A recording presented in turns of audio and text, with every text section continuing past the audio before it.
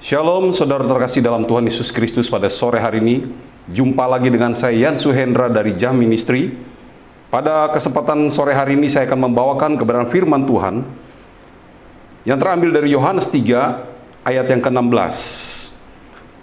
Dikatakan, karena begitu besar kasih Allah akan dunia ini sehingga Ia telah mengaruniakan anaknya yang tunggal, supaya setiap orang yang percaya kepadanya tidak binasa, melainkan beroleh hidup yang kekal. Saudara yang terkasih, di dalam Yohanes 3:16, ayat ini belakangan ini menjadi kontroversi dari beberapa teolog, pengajar, dan pengkhotbah yang sering mengkhotbahkan Yohanes 3:16 ini.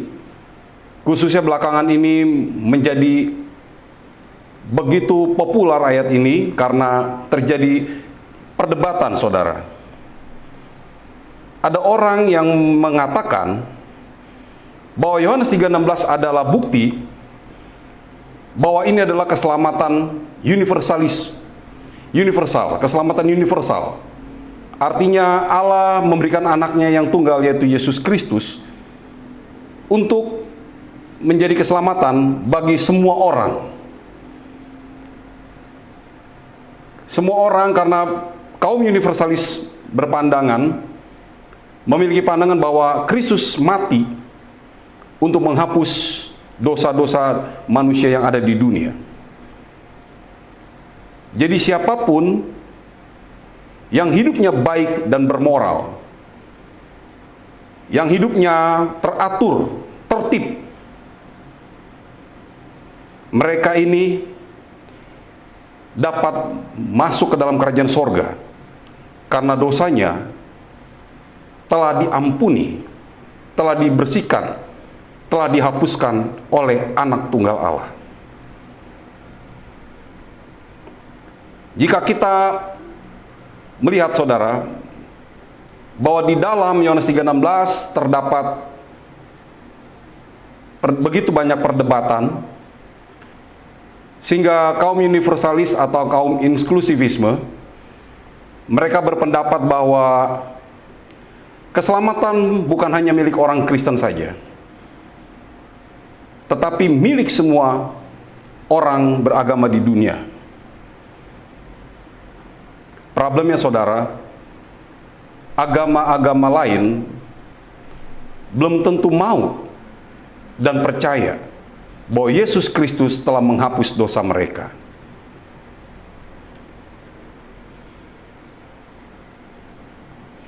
Mereka, kaum inklusivisme, berpandangan bahwa karena kasih Allah akan dunia ini, maka Ia menebus dosa-dosa dunia tanpa permisi dari orang Kristen, tanpa permisi kepada malaikat atau siapapun juga.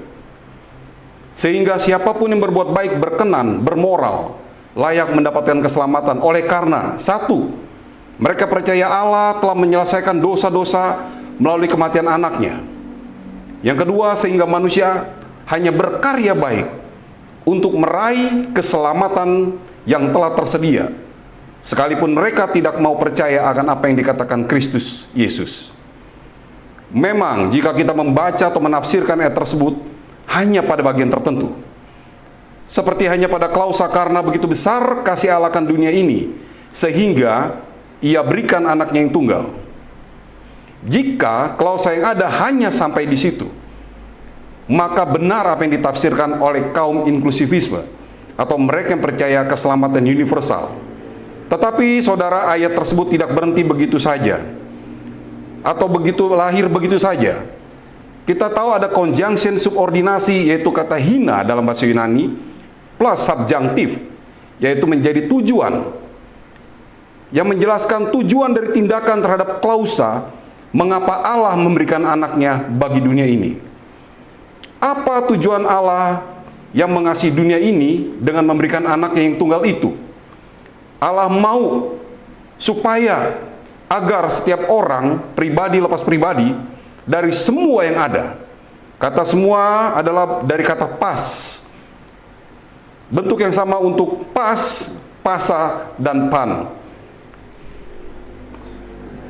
Dari semua orang yang ada di dunia, yang Ia kasihi percaya kepada nama anaknya. Dan ada kata exe, subjunctif yang kedua yang menunjukkan akibat. Akibat dari percaya kepada anaknya adalah mereka mendapatkan kehidupan kekal. Sekali lagi, Allah mempunyai tujuan mengasihi dunia ini sehingga ia memberikan anaknya yang tunggal. Allah mau setiap manusia, setiap pribadi yang ada di dunia ini, saudara, percaya kepada nama anak tunggal Allah, sehingga mengakibatkan mereka yang percaya, mereka mendapatkan hidup yang kekal. Nah, saudara, permasalahannya ada di kata pisteon. Pisteion ini adalah kata benda dari pistis. Percaya adalah berasal dari kata benda pistis yang diartikan, dipahami sebagai sebuah pengakuan. Apakah ini sering dipahami sebagai sebuah pengakuan seseorang kepada Kristus, yang dimana Kristus tidak mengetahui sebelumnya siapa yang akan percaya dan yang akan menolak dia? Jika hal ini menjadi keyakinan kita, tentu hal ini akan bertentangan dengan Matius pasal 7 ayat 21-22. Dikatakan di sana, bukan setiap orang yang berseru kepadaku Tuhan, Tuhan akan masuk ke dalam kerajaan sorga, melainkan dia yang melakukan kehendak Bapakku yang di sorga. Saudara, jika setiap orang mengakui, berseru, confess kepada Tuhan bahwa Yesus Kristus adalah Tuhan, kalau percaya adalah sebuah pengakuan yang mengakui bahwa Yesus adalah Tuhan, maka seharusnya di dalam Matius 7 ayat 21-22, mereka yang berseru-seru itu seharusnya semuanya masuk ke dalam kerajaan sorga. Tetapi mengapa Yesus katakan bukan itu yang membawa mereka masuk ke dalam kerajaan sorga? Saudara yang terkasih, kata percaya, pisteion, menurut Yohanes 6:29, adalah mengerjakan pekerjaan yang dikehendaki Allah, pekerjaan yang berasal dari Allah. Ini adalah bentuk genitif untuk tauto, estin, to ergon, tuteo, yaitu percaya kepada dia yang telah diutus Allah. Dan pada ayat yang ke-36, Yesus mengatakan kepada orang banyak yang telah melihat Yesus dan mujizat-mujizat yang telah dia lakukan. Juga kesaksian yang mengatakan bahwa dia adalah roti yang telah turun dari sorga, yang membawa kehidupan kepada dunia. Dunia, semua manusia akan mendapatkan hidup jika mereka memakannya. Akan tetapi, pada ayat 36 Yesus berkata bahwa mereka tidak percaya. Mengapa mereka tidak dapat percaya? Apakah karena kehendaknya? Apakah karena kehendak mereka yang tidak percaya itu untuk menolak atau untuk menerima Yesus? Jawabannya ada pada ayat ke-37. Semua yang diberikan Bapa kepadaku akan datang kepadaku, dan barang siapa datang kepadaku, ia tidak akan kubuang. Mengapa tidak akan dibuang oleh Yesus?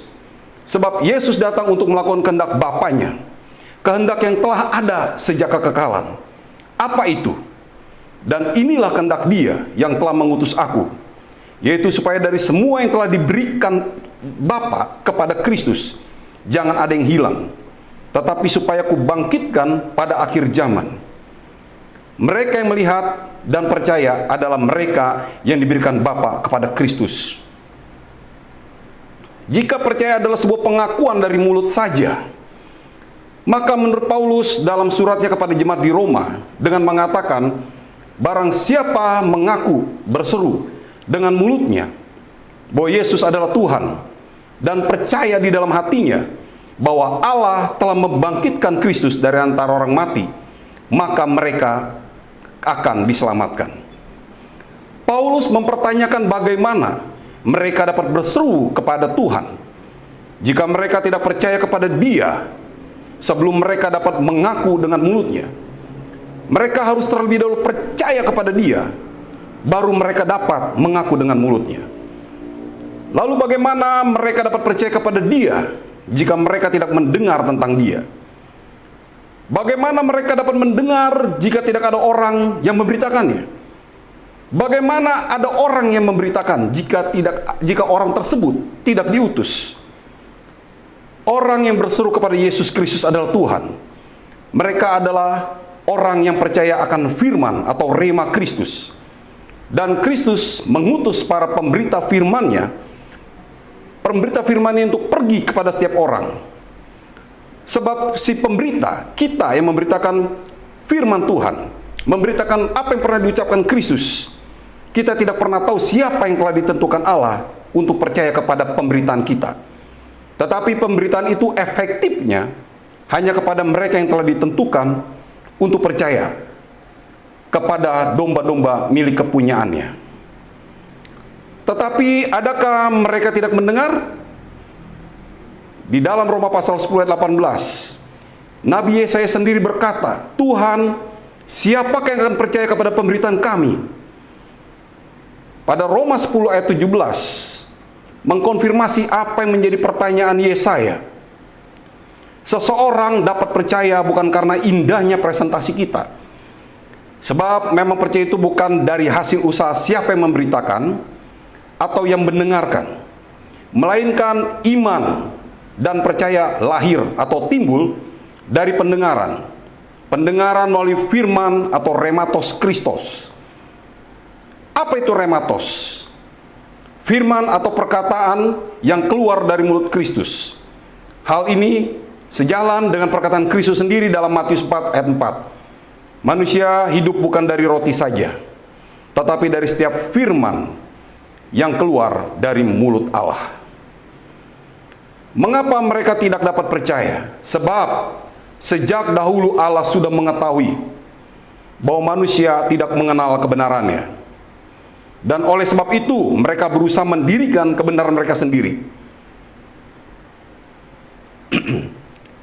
Maka mereka tidak takluk kepada kebenaran Allah, menurut Roma pasal 10 ayat 3. Mengenai orang-orang kepunyaannya, yaitu Israel.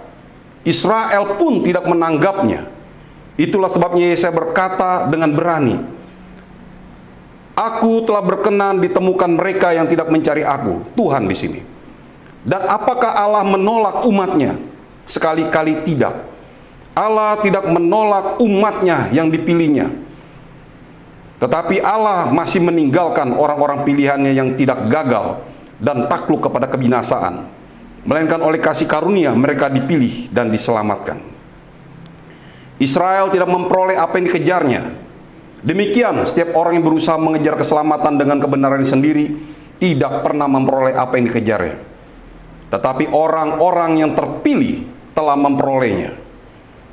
Jadi mereka yang percaya adalah mereka yang terpilih untuk mengerjakan pekerjaan yang berasal dari Allah, supaya mereka percaya kepada Kristus dan memperoleh imannya melalui pendengaran firman Kristus. Apakah kita mempengaruhi cara pandang kita terhadap Yohanes 3 ayat 14 sampai 15 sebelum kita membaca Yohanes 3 ayat 16 tadi? Dikatakan di dalam Yohanes 3 ayat 14 sampai 15, dan sama seperti Musa meninggikan ular di padang gurun, demikian juga anak manusia harus ditinggikan, supaya setiap orang yang percaya kepadanya beroleh hidup yang kekal. Dengan pandangan bahwa setiap orang yang melihat Kristus disalib lalu percaya maka akan selamat, seperti mereka yang melihat tubuh ular tembaga, mereka sembuh dari pagutan ular berbisa. Apakah mereka ketika melihat Kristus disalibkan dengan kehendaknya sendiri untuk memilih percaya, atau ketika Kristus ditinggikan hipotenai di atas kayu salib, maka setiap orang yang dianugerahi untuk percaya kepadanya akan tertarik secara pasif kepadanya? Bagaimana kita memandang Yohanes pasal 3 ayat 14-15 ini, saudara? Apakah kita memandang setiap orang yang melihat Kristus disalib lalu percaya maka akan selamat, seperti bagaimana mereka melihat tubuh ular itu? Atau mereka ketika melihat Kristus disalibkan dengan kehendaknya sendiri untuk memilih untuk percaya? Atau justru ketika Kristus ditinggikan di atas kayu salib itu, maka setiap orang yang dianugerahi untuk percaya kepada Kristus akan tertarik secara pasif kepadanya? Kata aku akan menarik, elkiso, itu adalah artinya adalah menarik. Dalam kasus orang untuk memaksa, ini dapat digunakan untuk menarik ke suatu tempat dengan sihir, dengan kekuatan supranatural, atau kekuatan untuk mempengaruhi kehendak batin seseorang, mempengaruhi seseorang untuk berkehendak. Menurut Plato, saudara, Jadi kata elkiso menarik semua orang, seperti ada kekuatan supranatural dari tubuh ular tembaga. Ketika mereka melihat seperti ada kuasa yang menghisap bisa ular di padang gurun. Demikian dengan penyalipan Kristus, ada kuasa ilahi yang menarik orang-orang kepunyaannya untuk datang kepadanya, tanpa orang-orang tersebut memahami dan mengerti bagaimana mereka bisa terseret dan datang kepada Kristus. Sekali lagi dikatakan bahwa sama seperti Musa meninggikan ular, anak manusia harus ditinggikan. Sekali lagi dikatakan bahwa dia yang akan menarik setiap orang milik kepunyaannya. Dia tidak pernah mengambil atau menarik sesuatu apapun yang bukan miliknya. Penyalipan Kristus bukan tontonan bagi mereka yang mau percaya boleh, yang tidak percaya silakan. Bukan seperti itu. Sekali lagi dikatakan bahwa dia yang akan menarik, yang akan menarik sesuatu miliknya. Bukan usaha manusia untuk melihat kepada salib itu. Tetapi ketika Kristus ditinggikan, dia yang akan menarik, dia yang aktif. Dan milik kepunyaannya pasif, tertarik. Saudara, kita akan bahas perdebatan yang terjadi menurut Yohanes 3:16, yaitu kata dunia. Penafsiran kata dunia dari para pakar teolog biblika dan dogmatika yang sering kita dengar terbagi menjadi dua. Sebagian mereka percaya kata dunia mengindikasikan bahwa Allah mencintai atau memilih atau menebus sebagian orang. Sebagian lagi percaya bahwa Allah menebus tanpa batas jumlah tertentu. Tetapi yang sangat disayangkan dari hasil diskusi dan perdebatan mengenai limited atau unlimited atonement adalah pendengar awam, jemaat awam tidak menemukan jantung kebenaran yang hakiki dari Yohanes 3:16 ini. Jemaat cenderung menjadi bingung dan kecut hati terhadap kebenaran Alkitab. Apakah Allah sungguh-sungguh mengasihi dunia ini atau hanya sebagian saja? Atau sesungguhnya kasihnya itu hanya hayalan belaka yang lahir dari ide seorang yang bernama Yohanes? Bagaimana dengan kata dunia tersebut? Beberapa teolog dan pengajar ada yang berpendapat bahwa dunia menunjuk kepada orang-orang pilihan dan tebusan saja. Maka dapat disimpulkan bahwa kata dunia mengindikasikan penebusan yang terbatas. Dan ada juga yang berpendapat sebaliknya. Dunia, menurut pandangan para filsuf, menurut Aristoteles, kosmos itu kekal dan Tuhan bukanlah pencipta atau arsitek dunia, tetapi nous, di Indonesia diterima sebagai akal budi, penggerak yang tidak digerakkan, objek dan bukan subjek cinta. Ada nous, ada yang diketahui, sesuatu yang bergerak tapi tidak pernah digerakkan. Dia adalah objek dan bukan subjek cinta. Dia itulah yang menciptakan dunia. Yohanes 3:16 adalah percakapan antara Tuhan Yesus dengan Nikodemus. Nikodemus adalah seorang pemimpin agama Yahudi. Oleh karena itu tentu saja perspektif kata dunia haruslah kata dunia yang dipahami oleh Nikodemus. Seperti apa pemahaman Nikodemus akan dunia yang dikasih Allah tersebut dan yang disebutkan oleh Tuhan Yesus itu?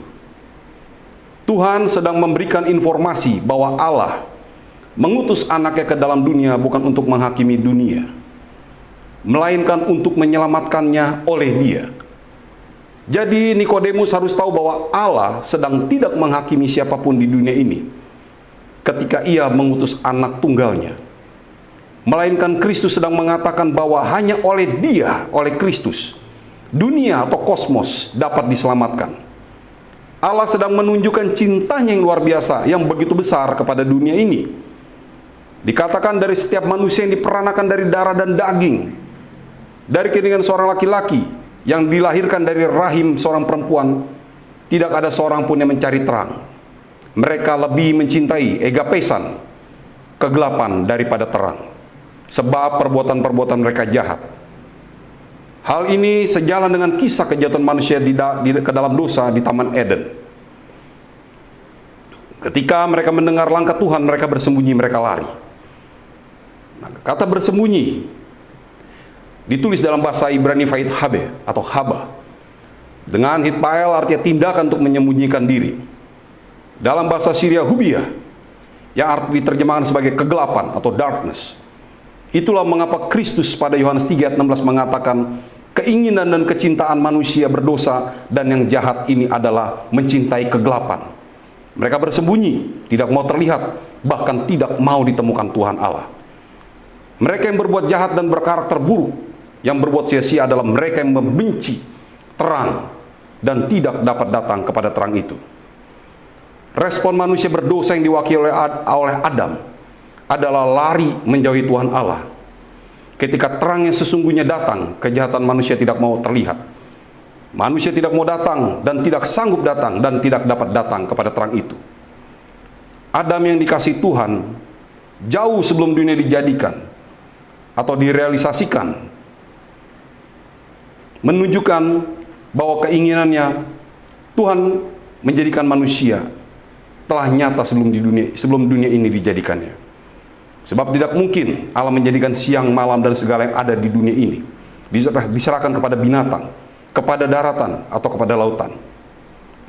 Dia menjadikan hanya untuk makhluk yang dapat mengusahakannya, yaitu manusia, yang telah ditentukan dari semula untuk datang dalam panggilannya. Di manakah engkau?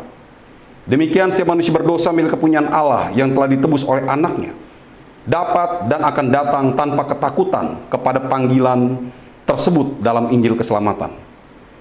Sebab Tuhan mengenal siapa kepunyaannya. Bahkan Rasul Paulus mengatakan bahwa tiap-tiap manusia kepunyaan Allah tidak akan malu untuk melepaskan kejahatannya, karena Allah sendiri yang telah memperlengkapi umatnya, milik kepunyaannya untuk setiap perbuatan baik. Kata mise bertolak belakang dari kata memilih, eklego. Artinya mereka memilih satu dari dua hal benda yang ada di hadapan seseorang, dan dengan sengaja berdasarkan keinginan untuk memiliki, entah oleh karena hawa nafsu atau yang lainnya. Tetapi yang pasti pilihan untuk membenci terang, mencintai kegelapan lahir dari keinginan yang dalam keadaan sadar penuh.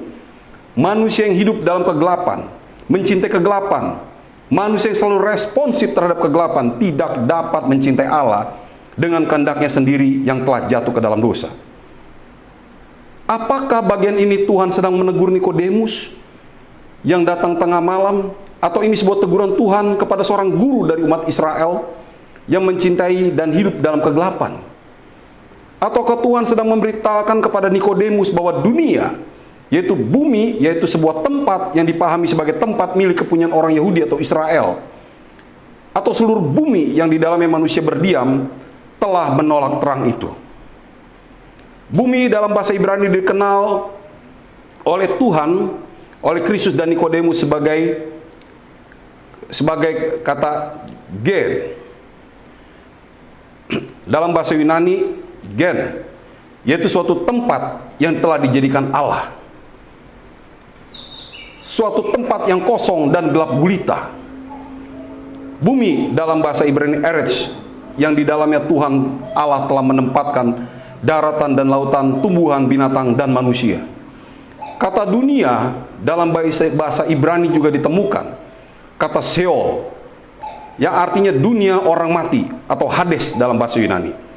Sheol bagi orang Ibrani adalah sebuah tempat yang dipercaya berada di bawah bumi, atau Eretz, di bawah bumi ini. Suatu habitat tempat orang-orang mati. Oleh karena itu kata dunia dalam perjanjian baru juga menunjuk kepada sebuah era, waktu atau usia, aion. Dalam Matius 13 ayat 22. Dunia juga berarti sebuah tempat kediaman segala makhluk hidup. Dunia juga berarti habitat kehidupan atau masyarakat. Dalam Injil Yohanes kata dunia yang pertama menunjuk kepada sebuah tempat yang telah dijadikan sang logos. Tanpa logos tidak ada sesuatu pun yang telah jadi. Yang kedua, tetapi secara spesifik Yohanes mengangkat kata dunia menunjuk kepada sebuah kehidupan atau masyarakat di bumi ini, di Eretz ini. Yohanes menuliskan dunia tidak mengenal, tidak mengetahui secara eksakta. Dunia yang telah menjadikan segala sesuatu, dia yang telah menjadikan segala sesuatu, jelas ini menunjuk kepada manusia. Tetapi semua orang Semua orang yang menerimanya diberinya kuasa supaya menjadi anak-anak Allah. Semua orang, Hosea adalah subjek plural yang menunjukkan sebuah korelasi, yang artinya menunjuk kepada ayat 10 dalam Yohanes 3, Yohanes 1 ayat 10, yaitu dunia pada klausa pertama, dan kedua adalah menunjuk kepada sebuah tempat atau lokatif yang dijadikannya. Tetapi pada klausa ketiga, dunia tidak mengenalnya. Lebih spesifik menunjuk kepada kosmos atau komunitas yang hidup. Pada ayat 11 yang menunjuk kepada milik kepunyaannya. Jadi lebih spesifik Yohanes mengatakan bahwa ada dunia, yaitu sebuah kehidupan. Dunia yang tidak mengenal Kristus, tetapi dunia itu milik kepunyaannya. Saudara, kata kepunyaan ditulis kata idios, atau private, atau one's own, eksklusif, adalah bentuk jamak kepunyaan Kristus, yaitu mereka yang secara eksklusif telah menjadi miliknya. Kata idios apakah menunjuk kepada subjek sebagai satu-satunya pemilik atas objek ciptaannya, eksklusif? Atau kata idios ini menunjuk kepada objek privat yang dimiliki oleh satu pemilik secara eksklusif, sekalipun objek tersebut menolaknya. Namun ayat 11 menunjukkan bahwa miliknya terbukti menolak dia. Miliknya yang diciptakan di dalam dia terbagi menjadi dua bagian. Bagian yang pertama menolak karena tidak mengenal dan tidak pernah mengetahui. Bagian kedua yang menerimanya. Apakah kata menerimanya adalah berada dalam pengetahuan? Apakah kata yang menerima adalah berada dalam pengetahuan Allah atau respon yang lahir dari manusia berdosa? Itulah mengapa kata hosoi pada ayat 12 memiliki arti semua orang. Adalah nominatif yang berkorelasi dari mereka yang adalah milik kepunyaannya, baik yang menerima maupun yang tidak menerimanya. Akan tetapi penekanan pada ayat 12 menunjukkan bahwa ayat tersebut adalah kalimat utuh serta bersyarat, yaitu kalimat deklaratif, kalimat berita, sekaligus kalimat eksklamatif atau seruan yang ditujukan kepada semua orang yang menerimanya akan diberi kuasa menjadi anak-anak Allah. Siapa yang menerima dia? Oi uk ex aimaton ude ex telematos sarkos ude ek telematos andros al ek teu egenetesan. Mereka yang menerimanya adalah orang-orang yang diperanakan bukan dari darah dan daging maupun oleh keinginan seorang laki-laki, melainkan mereka yang lahir dari Allah. Itulah mereka yang menerima Tuhan. Sang Logos telah menjadikan manusia dan diam di antara kita. Dia yang menyatakan Bapa kepada dunia. Dia juga yang menghapus dosa dunia atau mengangkat dosa dunia, airo. Apakah dosa dunia yang dimaksud pada ayat 29? Tentu pada saat Yohanes Pembaptis memberitakan kesaksian itu, Yesus belum mengangkat dosa ke atas dirinya di kayu salib, tetapi akan. Oleh karena itu kata dunia pada ayat 29 dalam kasus genitif, yaitu posesif genitif yang artinya adalah dosa milik dunia, tentu bukan dunia sebagai bumi, melainkan setiap manusia yang hidup di dalam dosa-dosanya. Kalau begitu, apakah Yohanes Pembaptis sedang bersaksi bahwa Yesus akan menghapus seluruh dosa seluruh manusia? Jika kata dosa dunia adalah dosa setiap manusia yang hidup dalam dosa-dosanya, tentu realitanya tidak demikian. Karena berdasarkan sintaktikal kalimat yang diucapkan Yohanes Pembaptis adalah kalimat deklaratif. Dan kalimat tersebut tidak bermakna sebagai kepastian penghapusan dosa secara universal, melainkan kalimat tersebut sebagai bahasa komunikasi antara Yohanes Pembaptis dengan orang banyak. Kalimat itu sedang menunjukkan bahwa Allah telah memberikan bukti cintanya atas manusia berdosa dengan jalan memberikan anaknya sebagai deklarasi Yohanes akan apa yang pernah Allah janjikan kepada manusia berdosa, sekaligus menyindir ibadah orang Yahudi dengan persembahan-persembahan korbannya yang tidak dapat menghapus dosa manusia. Oleh sebab itu Yohanes Pembaptis mengatakan, "Hei kamu keturunan ular beludak, siapa yang mengatakan kepadamu bahwa kamu dapat melarikan diri dari murka yang akan datang?" Banyak orang telah menyelidiki kitab-kitab suci, dan walaupun kitab-kitab suci itu memberi kesaksian tentang Kristus, namun mereka tidak dapat datang kepadanya untuk memperoleh hidup itu. Karena memang Tuhan tahu bahwa mereka tidak pernah memiliki kasih Allah, ten agapen tuteo, kasih yang dihasilkan dari Allah. Uk exete, tidak memiliki. Tetapi ketika kata ini tersusun dalam sebuah kalimat utuh atau menjadi suatu ayat yang terhubung dengan kata lainnya, yaitu akan kasih Allah.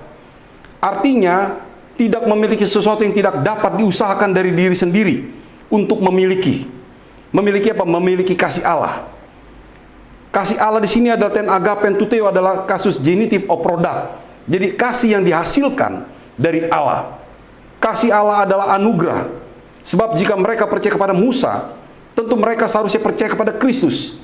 Sebab Musa pun menulis tentang Yesus Kristus. Itulah sebabnya mengapa mereka tetap tidak dapat percaya kepada Kristus. Karena mereka tidak memperoleh kasih akan Allah. Tidak memiliki kasih Allah.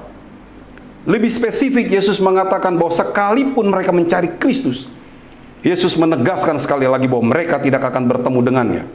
Sebab mereka tidak dapat datang ke tempat di mana Yesus berada. Siapakah dunia atau kosmos yang dikasihi Allah itu? Yesus bertanya sekaligus menegaskan pada Yohanes 8 ayat 7. Barang siapa di antara kamu tidak berdosa, hendaklah ia yang pertama melemparkan batu kepada perempuan ini. Hal ini menegaskan bahwa kosmos, seluruh masyarakat, seluruh manusia telah berdosa. Tidak ada seorang pun yang tidak berdosa. Oleh karena itu, kata dunia pada Yohanes 3:16 adalah Kristus, adalah Allah mendeklarasikan bukti cintanya kepada setiap manusia yang berdosa. Bahwa manusia berdosa, sekalipun mereka tidak bisa mencintai Allah yang bagi mereka terkesan tidak adil, Allah membuktikan bagaimana orang manusia yang diciptakannya itu sedang mengkontraskan bagaimana manusia berdosa yang bobrok, yang hancur, membenci Allah, membenci terang, dan tidak ingin ditemukan dan tidak ingin terlihat oleh Allah. Tetapi justru sebaliknya, Allah pencipta, pemiliknya yang begitu agung, begitu suci, justru mengasihi mereka.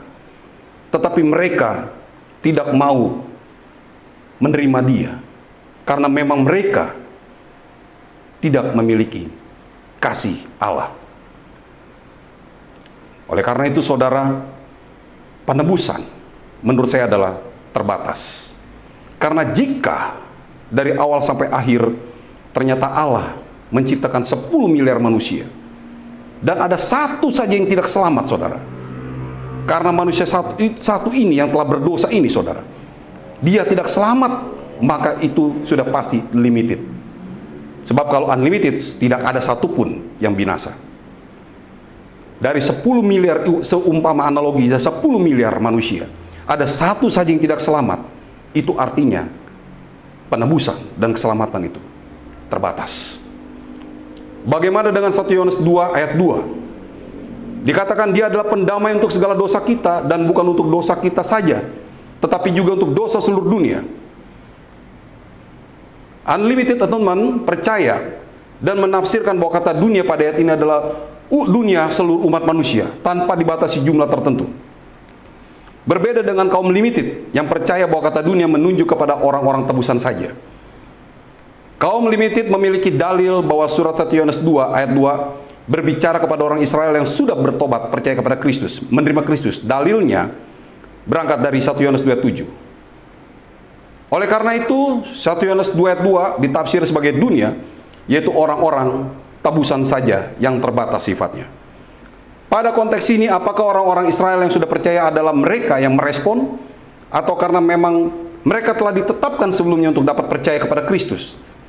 Jika kata kita di dalam 1 Yohanes 2 menunjuk sebagai orang-orang Israel yang berada di dalam Kristus, maka kata dunia menunjuk sebagai mereka yang berada di dalam Kristus juga. Apa yang sesungguhnya dikatakan teks ini?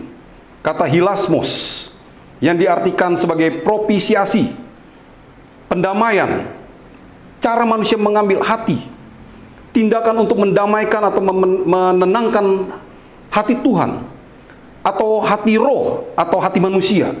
Propisiasi itu Yang kedua, hilasmos juga diterjemahkan sebagai ekspisiasi. Ekspiasi, yang artinya adalah penebusan, atau sebagai tindakan yang membawa perubahan atau reparasi atas kesalahan, atau reparasi untuk kesalahan, yaitu penebusan dosa. Jika hal ini dipahami oleh mereka yang memiliki pandangan bahwa kata seluruh dunia adalah seluruh manusia tanpa batas, tanpa terkecuali, maka Alkitab sedang menunjukkan bahwa Allah mengharapkan setiap manusia berdosa yang tidak pernah dipilih dan tidak pernah ditentukannya untuk datang dengan membawa dosa-dosanya dan meminta penebusan kepada anaknya yang tunggal. Tetapi saudara, Kristus berkata di dalam Yohanes 6 ayat 44, tidak ada yang datang kepadanya jikalau Bapaknya tidak menarik mereka kepada Kristus.